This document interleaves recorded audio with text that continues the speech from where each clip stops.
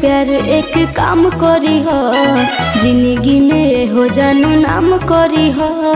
का करबो जौन होखे के रहे तौन तो हो गए, और छूट गइल प्यार एक काम करी हो, जिंदगी में हो जानो नाम करी हो। सुनो ये मजनुआ हमार दिल न कर थोरे हो। हर जहिया से छोड़ के तू गइलो ससुरवा, मनवा यही जाला गत नइखे मोर हो। अरे सुखत नइखे अखिया के लोर हो।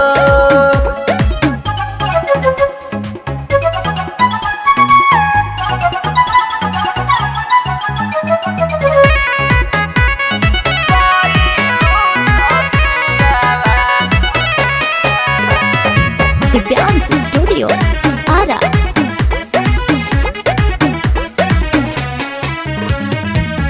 पापा के दबाव में आके कोइले बनी सदिया, रहे ना इरादा हमरो देवे के दर दिया।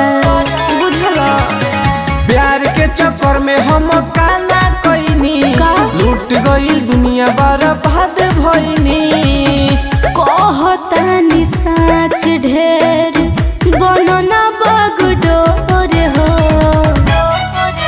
हर जहिया से छोड़ के तू गइलो ससुरवा, मनवा यही जाला गत नइखे मोर हो। अरे सुखत नइखे अखिया से लोर हो। का करबो मजबूरी नु बा।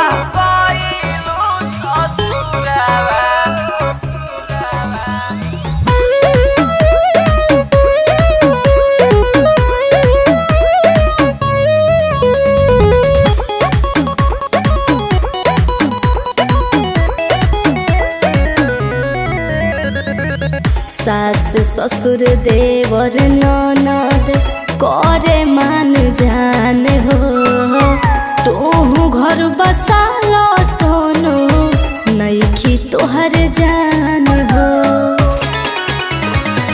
कुछ ना तू हमके बतैलू हो, पियावा के घरे चली गइलू हो। मंजी से पूछी हो हम ना बानी दिलवा चोर हो।